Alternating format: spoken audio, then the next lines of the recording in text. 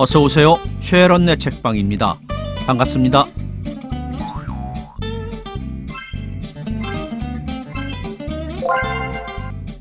사랑인간은 1909년 17대던의 메이지 학원 유학 시 학교 동창회보 백금학보에 발표한 단편인데요. 이후 문호 춘원 이광수를 만드는 초석이 된 의미 있는 소설입니다.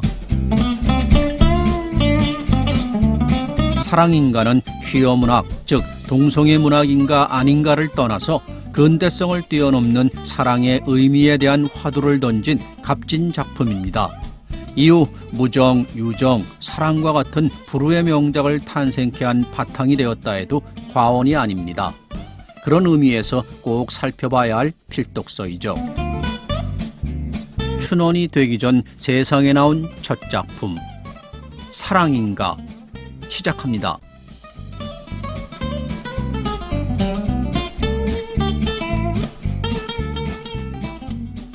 분키치는 시부야로 미사오를 찾아갔다.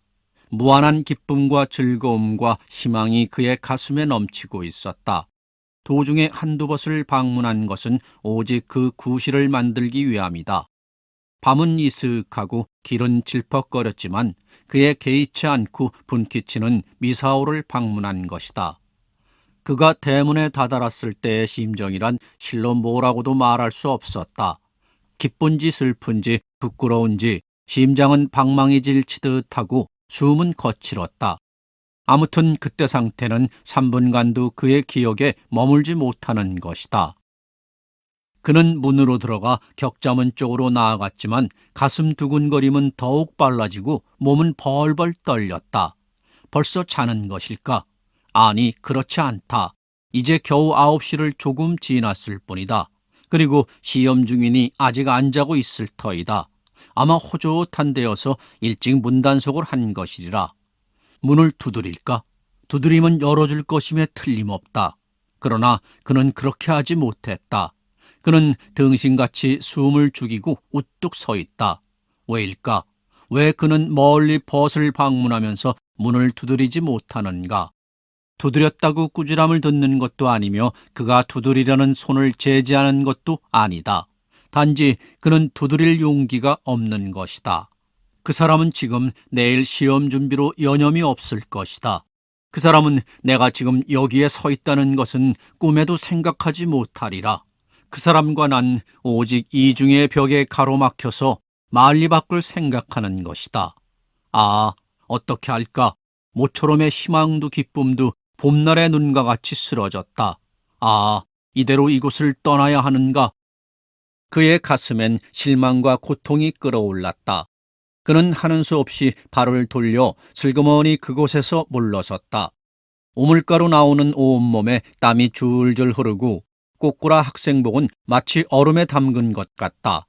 그가 후하고 한숨을 쉬니 여름 밤바람이 가볍게 달아오른 그의 얼굴을 스쳤다. 그의 발은 떨어지지 않았다. 그는 이번엔 뒤안으로 돌아갔지만 역시 덧문은 닫혀 있었으며 난폭빛이 희미하게 어둠 속으로 새어나올 뿐이었다. 이제 끝장이다. 그가 해볼 것은 다 한 것이다. 그는 결심하듯이 한눈도 팔지 않고 썩썩 걷기 시작했다. 그가 대문에서 나와 언덕길로 내려가자니 아까는 아무 고통 없이 쓱쓱 올라온 언덕길이 이번엔 내려가기가 상당히 힘들다. 그는 두어 번 비틀거렸다. 반쯤 내려가다 그는 무슨 생각을 했는지 문득 멈춰섰다. 가고 싶지 않았기 때문이다. 무언가 좋은 방법을 생각했기 때문이다. 눈앞 큰 길의 전봇대 끝에 외로이 반짝이는 붉은 전등은 여름밤의 고요함을 더하는 것이었다. 그는 그곳에 서서 생각하는 것이다. 나는 내일 돌아가지 않는가?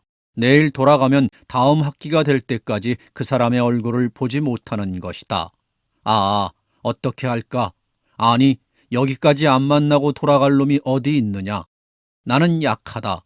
아무리 약해도 이런 일도 못하면 어찌하느냐? 이제부터 조금 굳세지자. 좋아. 이번엔 꼭 문을 두드리자. 물론 들어갔다고 재미나는 이야기를 하는 것도 아니고 별일이 있는 것도 아니다. 그냥 그 사람 얼굴을 볼 뿐이다. 그래서 그는 다시 발을 돌렸다. 이번엔 용기가 하늘을 찌를 듯하여 걸음이 가볍고 빠르다.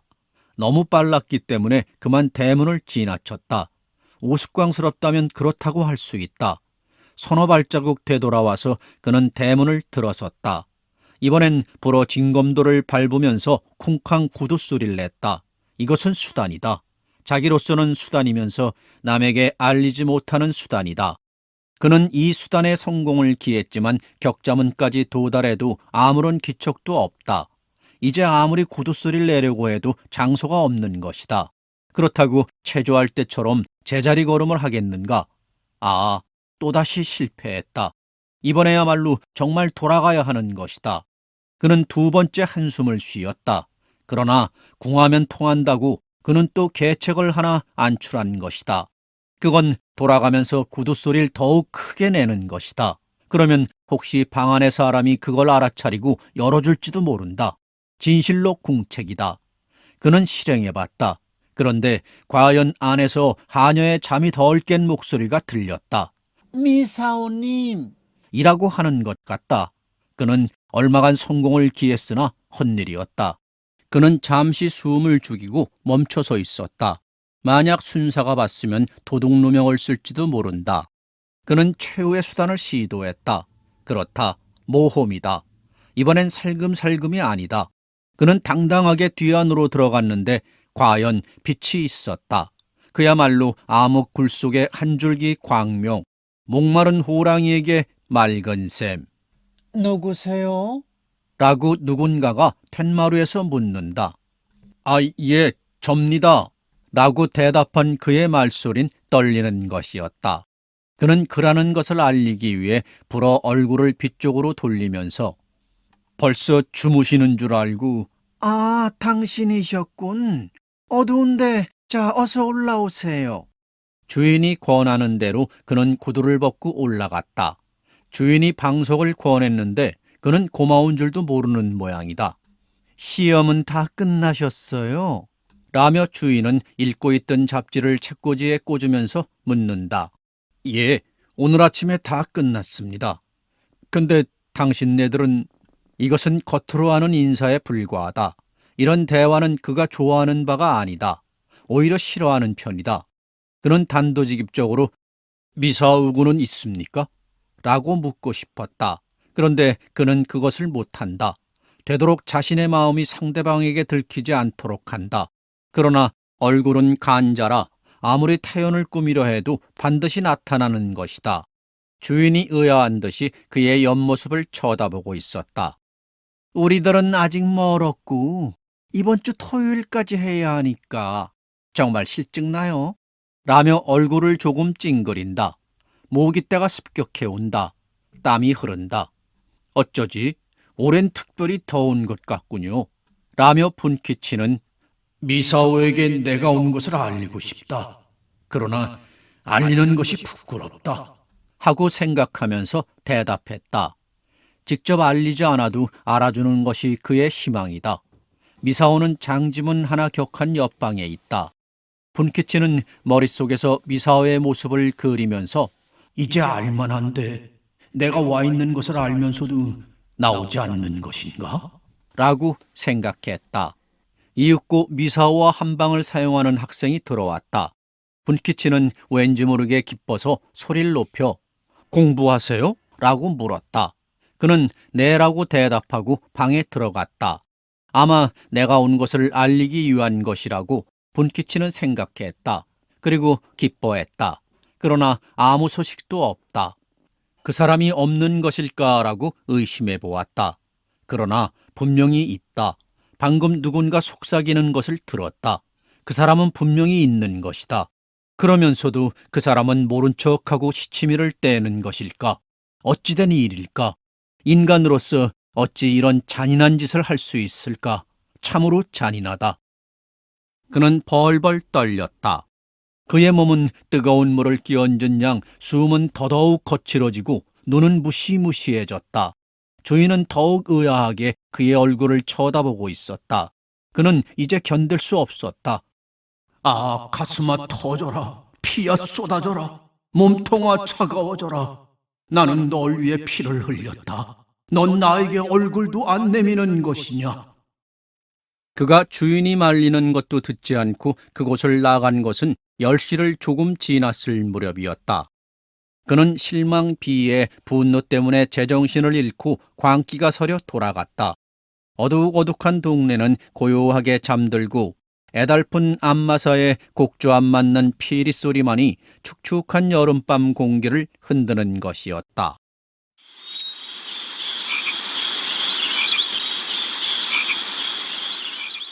분키치는 11살 때 부모를 여의고 혈혈단신 세상을 맛보았다. 그는 친척이 없지는 않았으나 그 집이 부유했을 때나 친척이지 일단 영락한 후에는 아무도 그를 돌아보는 사람이 없었다. 그의 몸에 붙어 다니는 가난의 신이 그로 하여금 일찍 세상고를 맛보게 한 것이다. 그는 14살 무렵 벌써 어른다워지고 홍안에서 천진한 빛이 발해어 버렸다. 그는 총명한 편이라 그의 아버진 그에게 소학 등을 가르치면서 그의 기억력 좋은 것을 무한한 기쁨으로 여기면서 가끔 가난의 고통까지도 잊고는 했었다. 그가 부모를 여인 후 2, 3년 동안이란 여기저기 떠도는 실로 불쌍한 것이었다. 순서대로 된 교육을 받지 못했지만 그런 속에서도 그는 친구에게 책을 빌려 읽었다. 그래서 그 또래의 소년에게 지지는 않았다. 그는 가정의 영향과 빈고의 영향으로 지극히 온화한 소년이었다. 오히려 약한 소년이었다. 그럼에도 불구하고 그는 비상한 야심을 품고 있었다. 어찌해서라도 세상을 한번 놀라게 하고 싶다. 만세우의 사람이 자기 이름을 흠모하게 만들고 싶다는 것이 늘 그의 가슴 깊숙이 숨어 떠나지 아니한 바였다. 이것 때문에 그는 한층 더 괴로워한 것이다. 그는 아무 일도 하지 못하고 죽는 것을 두려워했다. 이때 한 줄기 광명이 그 앞에 나타났다. 그것은 어떤 고관의 덕으로 동경에 유학하게 된 것이다. 그의 기쁨은 실로 이만저만이 아니었다. 그는 이상에 도달하는 문을 찾아낸 것 같이 껑충껑충 뛰다시피 기뻐했다. 그는 당장 동경으로 나와 시바에 있는 어떤 중학교 3학년에 입학했다. 성적도 좋은 편이고 남들도 유망한 청년으로 보았다. 말하자면 그는 암흑에서 광명 속으로 나온 셈이다. 그러나 기실 그는 행복하지 못했다. 그는 차차 정막 고독의 념이 싹트기 시작했다. 나날이 몇십 몇백 명이 되는 사람을 만났지만 한 사람도 그와 친구가 되지 못했다. 그것 때문에 그는 한탄했다. 울었다. 비애는 없다는 것이 그의 비애관이었다. 그는 필사적으로 친구를 찾았다. 그러나 그에게 오는 자는 하나도 없었다. 간혹 없지도 않았으나 하나도 그에게 만족을 주는 자는 없었다. 즉 그의 마음을 들어주는 사람은 없었다. 그의 갈증은 더더욱 심해지고 고통은 더더욱 그 강도를 높일 뿐이었다. 16억 인류 중 내 마음을 들어주는 사람은 없는 것일까 하고 그는 탄성을 토했다. 그래서 그는 더더욱 약해지고 더더욱 침울해지고 말 좋아하는 그였지만 차차 말을 안 하게 되어 사람을 사귀기도 꺼리게 된 것이다.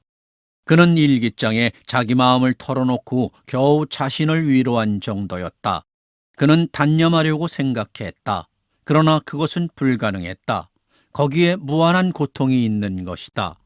그러면서 2해가 흘렀다. 올해 1월 그는 어떤 운동회에서 한 소년을 보았다. 그때 그 소년의 얼굴엔 사랑의 빛이 넘치고 눈엔 천사의 웃음이 떠들고 있었다. 그는 황홀해서 잠시 정신을 잃고 자기 마음에 타고 있는 불에 기름을 부었던 것이다. 그 소년이 바로 미사오이다. 그는 이 사람이야말로라고 생각했다. 그는 편지로 자기의 마음을 미사오에게 털어놓고 또 사랑을 구했다. 그랬더니 미사오도 자기가 고독한 것, 그의 사랑을 알아차렸다는 것, 자신도 그를 사랑한다는 것을 써보내왔다. 분키치가 그 편지를 받았을 때의 심정이 어떠했을까? 분키치는 기뻐했다. 대단히 기뻐했다. 하지만 마음의 번민은 쓰러지지 않았다. 쓰러지기는커녕 새로운 번민이 더해진 것이다. 미사오는 지극히 말이 적은 편이다. 이것을 분키치는 무한한 고통으로 알았다. 분키치는 미사오가 자기를 사랑해주지 않는 것 같이 느꼈다. 아무래도 그에게는 냉담한 것 같이 느꼈다. 그는 미사오를 의심했지만 의심하고 싶지 않으니까 억지로 그 사람이 자기를 사랑한다고 단정했다. 거기에 고통이 있는 것이다. 그는 미사오를 목숨이라고까지 생각했었다. 밤낮 미사오를 생각하지 않을 때가 없었다. 수업 중에도 생각하지 않을 수 없었다. 그는 생각했다. 그는 괴로워했다. 생각하면서 괴로워하고 괴로워하면서도 생각한다. 이것이 미사오를 만난 이후의 상태이다. 1월 이후 그의 일기엔 미사오의 일을 빼면 아무것도 없었다. 그러고는 미사오의 얼굴을 보면 기뻐하는 것이다. 이것은 무슨 까닭일까? 무엇 때문일까? 그 자신도 알 수 없었다. 난 왜 그 사람을 사랑하는가? 왜 그의 사랑을 받게 된 것인가? 내가 그에게 아무것도 요구한 것이 없는데. 라는 것이 그의 일기의 1절이다. 그는 미사오를 만나면 제왕의 앞에 끌려 나온 것 같이 얼굴을 들지 못한다. 말도 못한다. 지극히 냉담한 채 하는 것이 상례이다. 그는 또 그 이유도 모른다. 단지 본능적일 따름이다. 그래서 그는 말 대신 붓으로 바꾸었다. 사흘 전 그는 손가락을 찔러 혈서를 써보냈다. 2학기 시험도 끝나고 내일 귀국도 하니 오늘 밤 그는 필사적으로 용기를 내어 미사오를 방문한 것이다.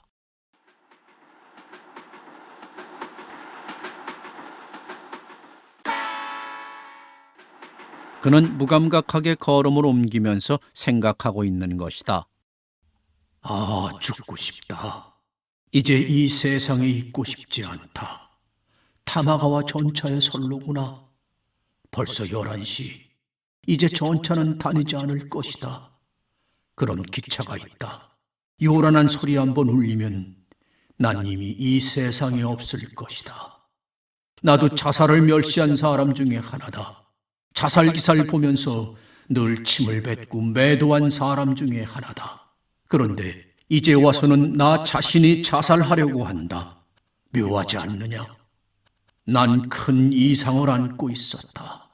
이것을 이루지 못하고 죽는 것은 실로 분하다.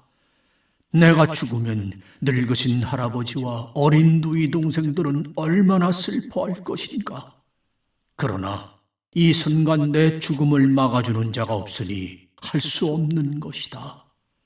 이제 죽는 것과 사는 것은 전혀 내 힘밖에 있는 것이다.